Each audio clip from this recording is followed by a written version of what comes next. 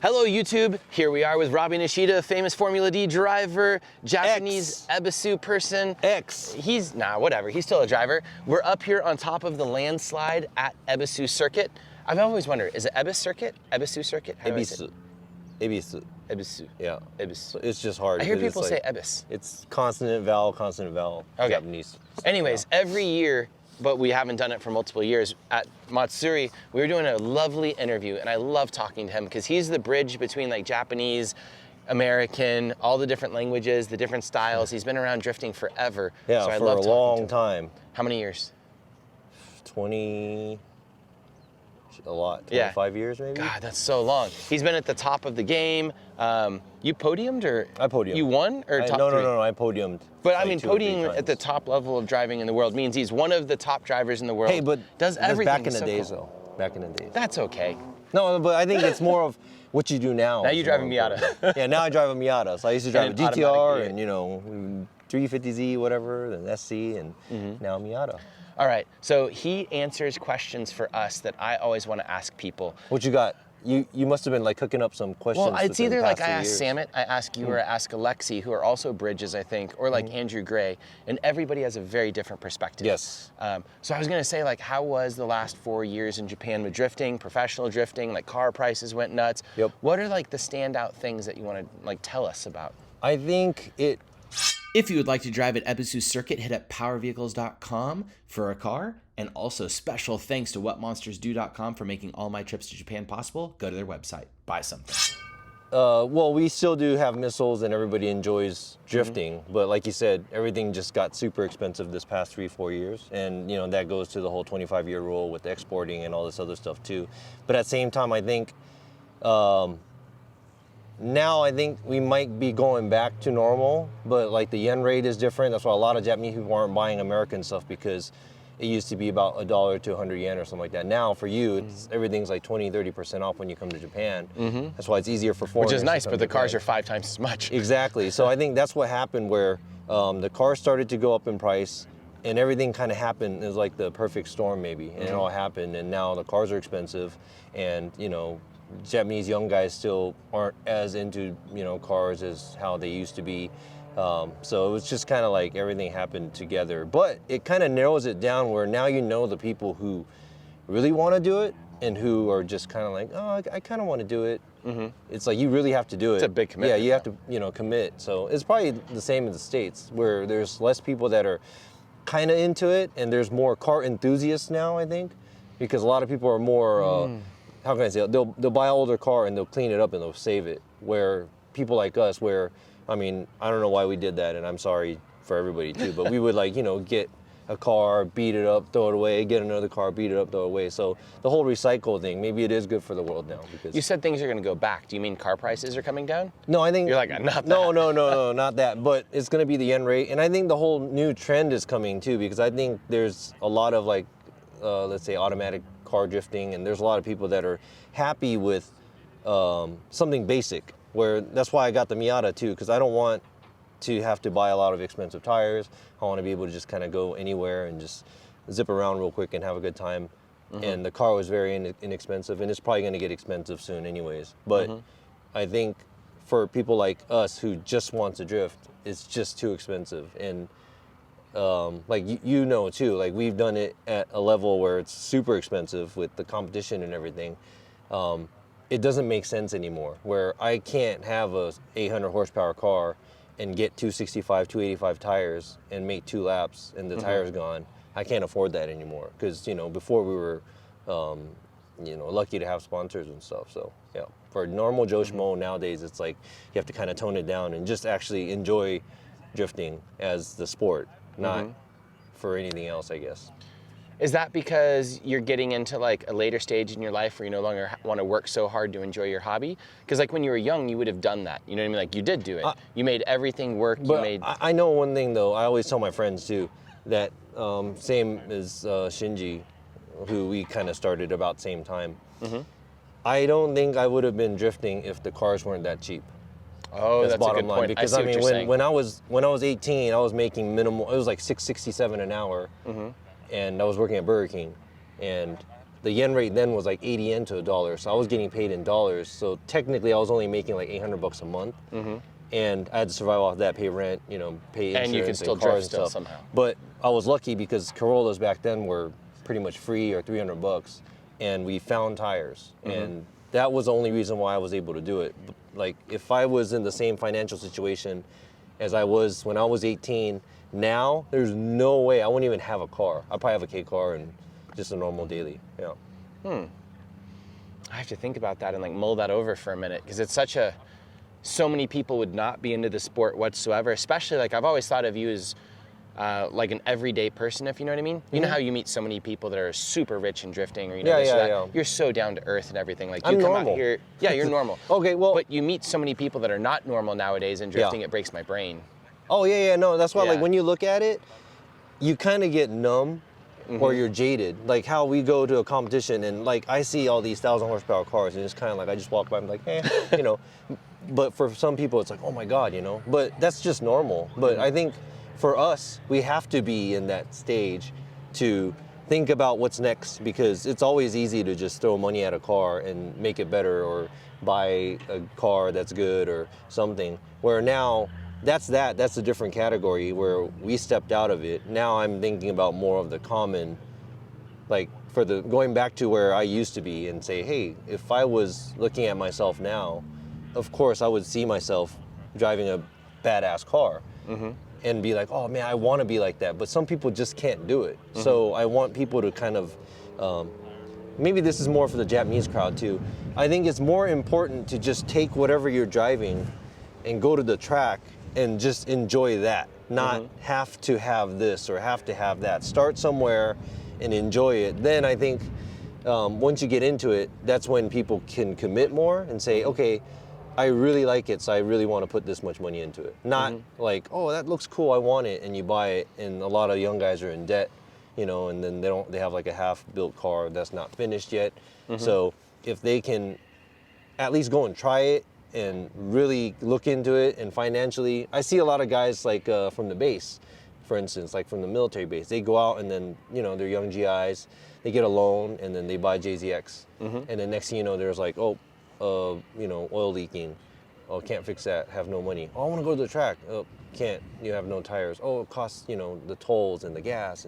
And then you tend to forget about everything. So you have to kind of start and be ready, I guess, not just maxing your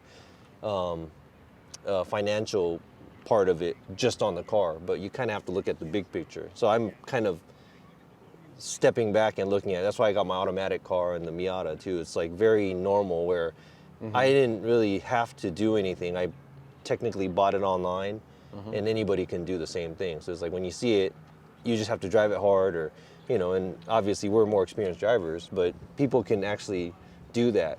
And I have one other thing where I think the world is kind of realizing that drifting is kind of easy. What does that Everybody. Like the competitive side of it, so having a team, financially doing it, you know, making sure you're at your best at that how can I say it, time or that minute where you have to drive at the competition for qualifier or whatever it is, you're tandeming. That's really hard to do. But I think just in general, where if you go out and do a figure eight, you're kind of already know how to drift, I guess. And because of sim, you know, and that's another thing I wanted to say something about the sim and everything, where it's like that's became so huge within the past 3 years. So that kind of helps out everybody just kind of jumping into a drift car and be like, boom. Yeah, I they're know how all to good, drift you're already. right. The skill level is no longer the limiting factor. It used to be really hard to get good at drifting. Yeah. Now it's super easy to get good at drifting. Yeah. The difficult part is affording a car and like finding tracks and doing all these and I things. think that's why a lot of stuff. the adults in Japan, the older guys, can afford it. That's why they still compete versus all the younger guys can't. And that's why I always push the younger guys, and I want sponsors to help the younger guys out more, because it's like, yeah, I mean, we're older, so if we all started at the same place, if, you know, there's a 20-year-old and me, I'm 45, if we're in the same financial situation, then I'm doing something wrong, because I've lived 25 more years. That means I have if I save $50 a month or whatever, I should have that much more money. So it's how can I say it? I'd want to see more sponsors kind of support the younger generation, which is still young in the U.S. because when you look at the Long Beach, I went and looked at the oldest driver, and I think it was like 41 or 42, and I think it was like Forrest or somebody in that sort where. No way Forrest is the oldest He's driver. like 40, 39. Really? Or I think I forgot who it was. I think Somebody of was him like as still a young 41 or person. something. Yeah. That's what I thought too, because he's a style king. Yeah. But when you look at that, that's still only like 41 or 42. I'm 45, and a lot of the drivers in Japan are like late 40s and early 50s almost. So it's kind of like, they can afford it, and the younger guys can't. But a lot of the sponsors still kind of feed the older guys, and it's kind of like, we need to like really, and I think it's becoming that because we just had, FDE Japan just had a 13-year-old win an event, and I think that's something amazing. that's a new thing that's gonna come up. I think that's also interesting, the young people, because like I drive with you drive with young people. Their hand-eye coordination is so much better. They can do unlimited amount of sim driving. They're gonna kind of, if they can get the finances in order and have a dad that helps them, who's also a world-class driver, they are going to be unbeatable. Yeah, that's why we got people. I think that's why the whole parent supporting and I've seen so many older guys try to support a young guy, and then something doesn't happen. They bump heads or whatever, and then they quit. There's a lot of different situations, but I'd rather see a lot of younger people get into cars and also inspire the other younger guys to get a car and go drifting and come to a matsuri or go to a track day event. Then they'll buy more tires, buy more parts, and then the whole drifting community will become more, happy. Yeah. So this sounds a lot like our previous conversations, like we're rehashing stuff. How about like Formula D Japan and D1 GP and all this other stuff over here? Did they survive the last 3 years pretty well? Are they dying? Are they doing great? Do they have more drivers? Are live streams helping? I think I see the whole live stream obviously helped because they always had it. I think D1 and Formula Drift Japan did that too, and also the US. And what I see in the US and FDE Japan, and I haven't been to, or I don't think they had a D1 Japan or D1 event yet, so I don't know. But I think this year is the time where I was just talking to Kumakubo right now, and he was like super happy to be at Nishi with the trains and all the foreigners back, and he's like, oh man, he's like, Matsuri's back. So this year, I think 2023, it feels like it's like, oh, everything's back to normal, maybe. So I think we have more spectators at the events this year than before. In the US, you mean before like 2019? Yeah, 2019. Okay, so people are coming out more? Yeah. They need things to do? Yeah, and also we have some cool news where they just announced the WRC champion is going to be competing in FDE Japan. Oh, interesting. Here. I don't know who that is. Yeah, Kale Robampera. Okay, a Japanese person then. No. ね、ロバンペラってどこだっけ? Finland. Oh, he's Finland, like Finnish, okay. or something. Okay. Yeah. I have no idea. So he's going to be doing the FD rounds, which is going to be, I think a lot of people outside of the drifting world is like, oh wow, he's doing drifting. Let's go and check it out. So that's going to bring more people. So I think it's going to be pretty packed. Yeah. So drifting is doing okay in Japan, you think?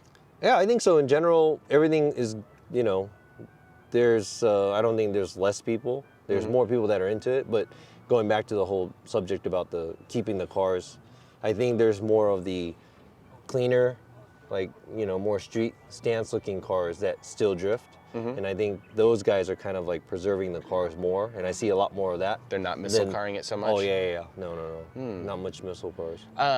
I saw a lot more S15s and like S chassis and Japanese people in general at this Matsuri than I ever had. Were the Japanese people staying away from Ebisu during Matsuris because all the gaijin and all the foreigners like invading and driving too hard or anything? I don't think. I think it's just I think the whole Matsuri. How can I say it?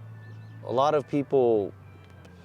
Maybe I might be wrong. This is how I put it, but I think a lot of people value it a little bit more. So when you go to a U.S. event, you see people camping out and doing things before the event, and then they'll stay for 2-3 days. They'll travel 20 hours to go and check out an event. But Japanese people are kind of more bashful, so they're not as how can I say it, active like that. So I think matsuri in general, a lot of people don't really come to that much. Only not only, but a lot of the hardcore drivers, it's like a tradition where it's like, oh, it's matsuri time, so I got to go to matsuri, and maybe it's not about the foreigners being here. I think a lot of these guys that are here, they enjoy the, how can I say it? They enjoy the foreigners being here because it makes like a totally different vibe.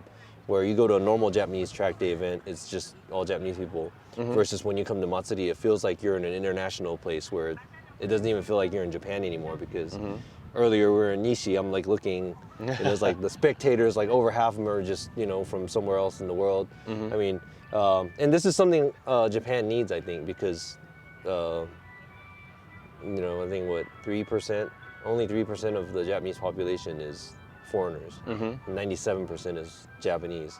So I think Japan kind of needs that mixture, I guess. It does and it doesn't. I like places that are kind of like culturally very similar to how they were a long time ago. Like there's no trash on the ground in Japan. The food is very Japanese. Like when I travel everywhere else, there's McDonald's everywhere. You don't really see that much of that. Like everything's not in English here. It's fun having like as a foreigner coming in. Yeah. It's like a preserved place I think from a long time ago. It's good. That's why like they can't just like convert everything. And I think that's why a lot of these people have a hard time like converting to, you want to stay Japanese and they want to keep all the tradition, but you do want to be international because everybody else in the world is doing something else. And I think, we might have spoken about this before too, but I think Japan is kind of getting left behind with a lot of stuff. All the technology stuff here feels like a joke. Yeah, it is. Yeah. So it's so weird. Do you guys know what a fax machine is? Yeah, they still have them. Yeah. They still have like CD players and Walkman and burnable, like they have all this stuff at like their big fancy electronic stores, and you're walking around, you're like, this is so weird. We like don't even have this stuff on the shelves anymore. So what are you doing with Formula D and D1 now? So, I work with FDE Japan, so I judge and I commentate for the Formula Japan live stream, the English live stream. And for FD J2, they got it's like the Pro Spec, and they also got a J3, which is like the Pro-Am. They have those rounds, and I usually commentate. I'm on the PA, and then, same thing, I do the judging. And starting this year, being back in the US, because pre-COVID, I was supposed to be one of the judges. But Chris Yule filled my spot because I couldn't travel anymore. But now that I'm available and I can travel, they asked if I wanted to join them again. And we brought up this idea where it was like, oh, let's rotate. Then everybody's still going to be judging, And it seems like it's starting to work out okay. So I started judging in the U.S. and sometimes they let me commentate. Have you done anything to change drifting, like through judging recently? I don't know if that's going to change anything, but sticking with what I think and believe in. And I've seen this so much where I know, and you are probably one of them, and I am too, when I'm watching something else, and you always agree or disagree, right? Yeah. And they have this little stat thing, I think, for the U.S. And it says like what everybody thinks, kind of. Like I think people can vote or do something, I don't know, really? online or something. That. I think they have something that they have data. And a lot of the calls that the judges make is just, like let's say if 60% of the crowd thinks driver A won and 40% thinks driver B won, usually the judges, they don't look at that, but they judge and they usually call for the 60A, driver A. So I'm not gonna say it's right or wrong because it's not 100-0. It's always 51-49. But we have to pick one or one more time. So half of you will not agree with us. And that's just something that I always tell the other judges as well, that I never want to, like, let's say when we interact, when somebody says, oh, you're a crappy judge. And the only thing I can say is, well, I'm sorry, I'm trying my best. And I think if I'm bad enough, I'll get fired, and that's fine with me too, so. How about the DOS system? Have you ever dealt with that at all? I did. If you guys don't know what that means, it's the D1 GP judging system, correct? Okay. So that's another system. I don't know, maybe if it was updated more. I think it's kind of an older system. Where it's the same one that they've been using I for think 10 so. years. It's a digital box that they put on the cars that measures everything, and it eliminates the judges. Sorry, I forget the audience doesn't know. But a lot of people like telemetry, but we had a situation in Long Beach where the telemetry jumped in. It's so windy. It's not in the rules yet saying that that's what we have to go with. Yeah. But you know, it's a tool that we can use for judging, and it's still going to end up being what the judges feel. Versus the DOS system is more of we have one judge or two judges that could add or subtract a point, which is kind of big. It's almost like 10 points compared to, or if you compare it to a FDE US scoring system, I guess. And the DOS kind of does, you know, the grip and this and that. But I've heard a lot of the guys where it's like everybody wants to go in and throw it in, and you have to have a lot of grip and this and that. And they usually say like, well, if you're on these tires, you're never going to get a good score and blah, blah, blah. And I don't know if it's probably not biased. And I think it is a good system. It's just that maybe it's not bulletproof. It's something that you would do something, it might look weird, but you might make the machine happy. Yeah. And that's kind of what we don't want to see. Do the drivers like it? I don't know. I mean, Well, I mean, you some communicate people are with a lot of used to. Japanese people. Well, I mean, a lot of people don't, Yeah. but I think a lot of people don't like judging, period. Yeah. So I don't know if it's just a DOS system or not. Yeah. But I mean, they still have a series, and they still have drivers there. So Yeah. I mean, it's working out for them. But I mean, you're friends with guys like Daigo. They certainly don't talk to you about it all the time, especially as you're a judge. Well, everybody, like, you know, as buddies, you know, like. Oh no. events and Well, everything. everybody always complains about the judging. Like well, I guess that's universal for every so series. everybody complains about it. Either it could be human, it could be telemetry. They're just not going to be happy. Okay, that's a good point. Yeah, it's like nobody's ever going to be happy. You could be, unless you're winning all the rounds and you're winning all the Then you're championship happy. all the time, you're happy. But what if you get, you know, maybe something was you get knocked down in your second place in the series at the last minute? Then obviously you're going to be mad, and you know, deep down, I know a lot of people don't, you know, they're not happy with all the calls all the time. And when I was driving too, I wasn't happy either. But it's just that you have to look at it from the judge's point of view, and you can never do that because you're not doing it. Like, you can pretend to, but I didn't think so either until I did this. When I sat there and there's so many calls, it's like, oh my God, like I'll make a call, and if I was a driver, I'll be like, but I would feel this way if I was a driver. And a lot of the times where, you know, people are like, oh man, you know, since he's got the sponsor or the big sponsor, it's like none of that. Yeah. Like, it's funny because maybe at one point I felt that too, but oh yeah, it's like, I'm not getting paid for that. All right, it's 5 years in the future. It's, what is that, 2028? You're Yes. 50 years old. What's going on in drifting in Japan? Well, I hope I'm not doing what I'm doing when I'm 50. You know. I know, but time flies, man. Yeah, I know. But, you know, if I can find more people that would kind of fill our, you know, what we're doing, because I want to, you know, move on and do other things too. Maybe, I mean, doing a team would be fun.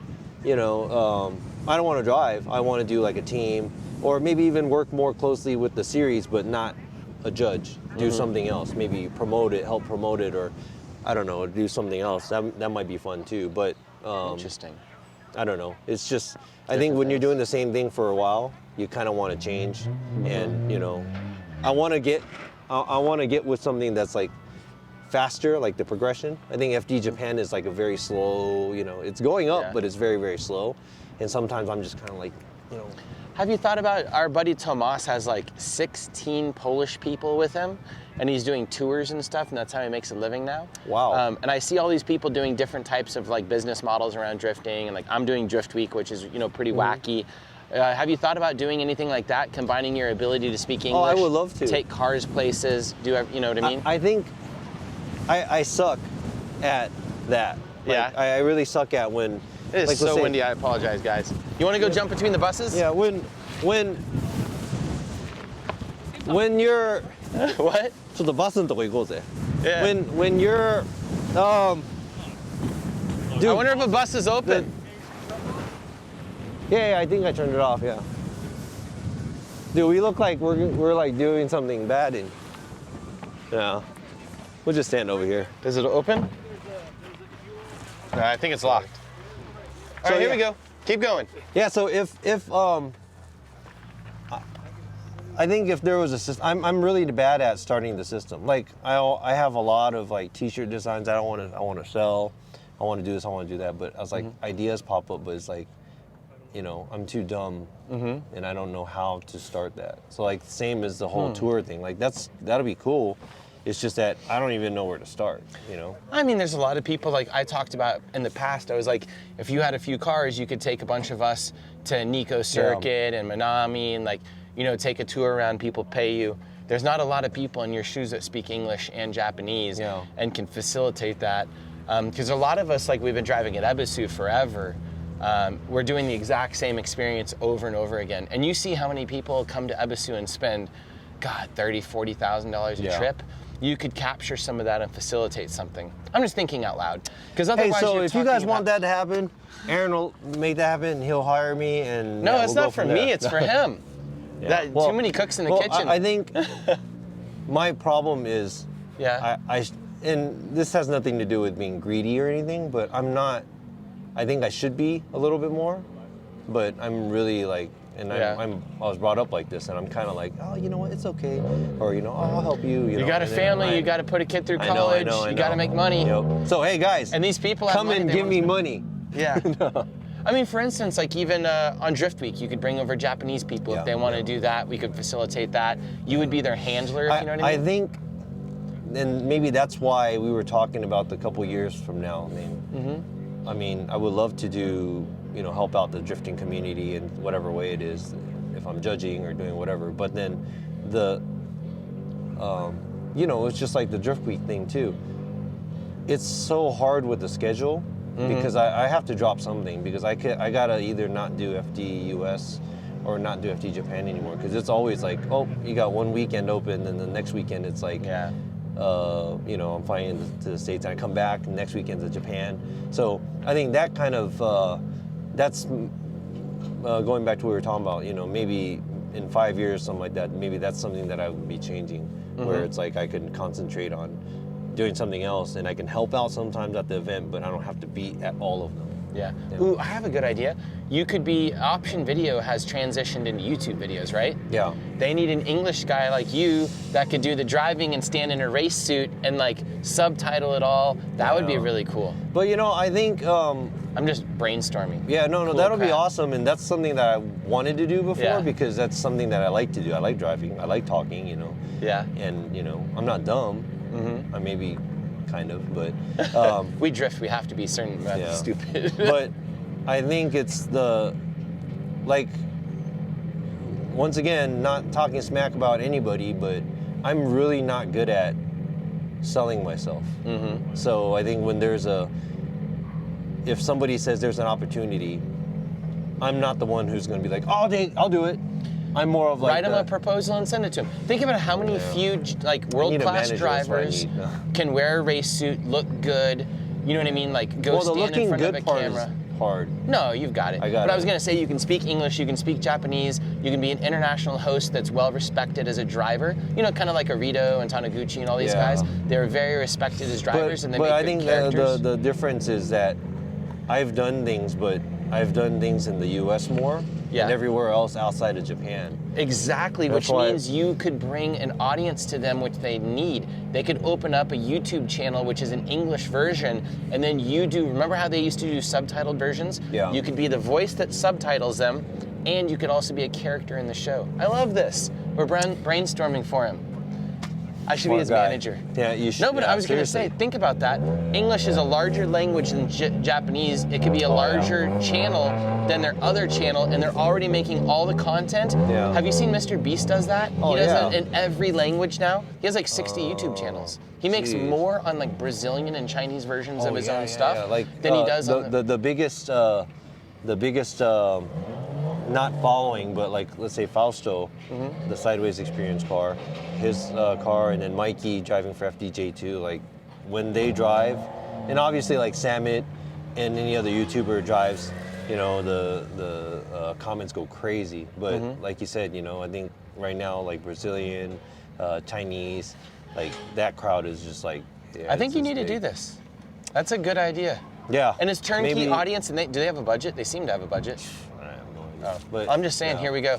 But hey, I know one thing though. I think for marketing and things like that, like the U.S. is so much more. Then like, you could sell T-shirts. Budget, yeah. Let's make T-shirts and make videos. I love this idea. By the way, this is kind of one of those things, like Adam and I and Taylor Ray and Trevor from Motion Auto, we all sat around and like we brainstorm, and then we eventually like come up with the ideas, activate them, and like make them. I hate that word activate. You know, you hear it all the time. Yeah. But like get them moving. Yeah. You seem to be very static like me, where we keep doing the same things over and over again. If you want the future to be different, make it. I know. Think about how many more young people, you keep saying young people, think about how many young people you could get into drifting because you did a channel like that. Because myself, I got into drifting because option videos, I don't know if you realize that about a lot of young Americans, in like 2000, say like 1999 to 2003 or something, we were watching VHS and like DVD option videos, and I probably would not be drifting if I hadn't have been into those videos. And I have no idea how I got into those videos. I think that's how a lot of the early, I know like the DA guys, like Forsberg and like Tony Angelo and JR and those guys, I remember they were talking about, they went and they found something online, and it was like, they heard about drifting, and then they found the videos and all this other stuff. So that's great stuff, yeah. Yeah, and lastly, before we make this windy episode end, how's your YouTube channel going? Oh, well, I'm the way I am, so it's like I'll make a video, but it's like I'll just kind of bring, the camera along, and I just do what I just do. So it's not really like I don't know. I guess I should put more thought into it. My brother always tells me, but I'm like, but I don't know. You say that, but there's going to be people that copy your V8 automatic build and do stuff like that. What? 5 Fugas here. Yeah, I was gonna say. First day. There's people that copy what you do and you influence them. And I forget this all the time. Like we had, last time I was here, someone built a replica of my missile car, like in perfect condition, and came and showed it to us and stuff, like down to the coilovers, the clutch, like the shift knob. And I was like, holy, because I was like, this is so weird. I was like, is this on purpose? He's like, of course it's on purpose. I was gonna say, you have fans like that. I know. So like you should be active. You forget that you're influential. Yeah. I just, He's so modest. I think that I'm just so used to it where it's like, I can do it, and anybody can do it. That's not obviously. true. Yeah. Not many people would think that they could come to Ebisu and drive an automatic car and then how to, set it up to make it all work properly and stuff. When you show them how to do that, they go and do it. Yeah. Well, I wouldn't have come to Japan with a JZX and stuff if, Andrew Gray hadn't explained it all to me, laid it out. Because he did that, I then spent hundreds of thousands of dollars here in Japan over the last decade. Yep. Like somebody very carefully had to lay out like a JZX works. This is why it works. Don't run more than this amount of boost. Run this tire size. Run these wheels. Run this clutch. See, that was possible Don't to do run it before low. because everything was cheaper. Because now it's like, I don't know if I would do that because if it blows up, it's kind of expensive. But you forget, like maybe you don't forget, but people base their lives around some of these trips or like doing different things. I didn't think people would do Drift Week, and suddenly we have 50 people, rescheduling their entire lives to do about. It takes 2 weeks to do a Drift Week, but by the time you start, get there, finish, go home, it's 3 weeks. And there's people that do 2 of those a year. We're doing 6 weeks of drifting with them, basically. It's just mental, and they're building whole cars for it, F80 M3s, and I'm ruining. I'll do people's something lives. soon. I'll let you know. We'll keep in touch. He'll, He's not going to do anything. Oh, I will. I have to because it's. Yeah. That's the whole progression. Like I don't want to sit on a sinking ship. I want to make sure that the ship is going to sail. So, I think maybe I'm too comfortable right now because I'm enjoying the more, trying to stay home and stuff. And I think the COVID was great because I got to spend a lot more time at home, and my son's not a baby or small anymore, but then it was just nice to be home and eat dinner at home and this and that. Yeah, because you travel so much. Yeah. People forget how brutal traveling is. Yeah. So now I'm back traveling and I'm kind of scared because it's like I'm going back to how it used to be, but now it's back to, I got to find opportunities to, make use of it in the future. So. Do you have a fax machine? No. When was the I know. last time you sent a fax or Oh, got a I fax? probably just a week ago or something. You really did a fax? Yeah, well, I have to go to the 7-Eleven and do it. Yeah, dude, like the Japanese land office. When you do a name transfer and they want proof of it, I'm just like, can I just take a picture of it and email it to you? And then they're like, no, I want you to fax. So you got to go to 7-Eleven, put in that thing, and sit there and wait. 10. This is a joke, but he actually did it a week ago. Yeah, this is so like really crazy. yeah. This weird country. Yes. Is there anything you want to say or ask or do? Oh no, I mean, done. yeah. Go to Drift Week because one of these days I want to make it out there too. So Yeah, come. I have a 350Z for you. You need to come drive with us. I will. Well, I want to thank Robbie. Robbie has been influential in drifting, and I watch what he does, and I enjoy this. And it's fun to be able to hang out with normal people. Like Chelsea D'Onofrio, Chelsea, he's so normal. Yep. So many of these people are so normal at the top level of racing for drifting. And I don't feel like that is the case for any other form of racing. Yeah. This is like the BMX of racing or something like that. Yeah. It's so nice to be able to, everyone shares information, everyone, again, he used to be a Formula D driver and he's driving a shitbox Miata, which is the cheapest thing in the world, just because he wants to drive but not go broke. Yeah. So he's continuing his passion and his hobby and everything. I think a lot of people, by the way, see YouTube or they see professional drivers and they just assume some level of success, you know what I mean? Oh, yeah. Crazy money or this or that, or you're driving a Lambo. Yeah, it's not. Just I think. Well, I tell this Maybe you drive to a Lambo. everybody. I don't, but it's I'm just older. So if you're like I said, I'm normal, and I hustle. You got to work hard sometimes, but if you're not in my financial situation when you're my age, then you're doing something wrong, because I'm not doing anything special. You just work hard, and sometimes it doesn't work the way you want it to work, but sometimes when you're doing the right thing, people kind of like you come by and then put me on a video and stuff like that. This even helps out, just saying, oh, this guy's not dead yet, no, but other people around you, just be nice to everybody. And they'll treat you the same. Don't be an asshole. Oh, cool. Well, thank you so much for taking the time to chat with everybody. Thank you. He's not dead yet. Yeah, I'm not dead yet. I'll see you in the States. That's what everyone always wonders, what happened to Kazama?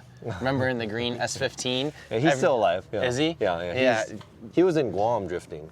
Really? Does he still drift? Yeah, he does it as a hobby, yeah. I see him every once in a while. I should do a Where Are They Now video. That's something. Because I was watching your video and I saw him in the background one day, and I'm like, is that Kazama? I think Sai and I were maybe talking about it. Dude, trust me, I know a lot of these old school guys. They're all still around. Yeah. I think we saw Kaguchi up here one year, sitting in a lawn chair smoking, and we were both like, is that Kaguchi? When you go to Nico, he's there a lot. Oh, is he? Yeah. That's so cool. All right. Goodbye, everybody. See you later. Bye-bye. Bye-bye. All right. And as always, I cannot do these videos without the help of the sponsor, so thank you so much to BC Racing Custom Coilovers, WhatMonstersDo.com, they have a new logo right beneath their old one, NK Wheels, Grip Royal, KBD Body Kits, Velino Tires, Heatwave Visual, Vapetasia, and Spec Clutches. Thank you to all these companies and so many other people, drivers, helpers, friends, everybody that makes this possible. Thank you guys.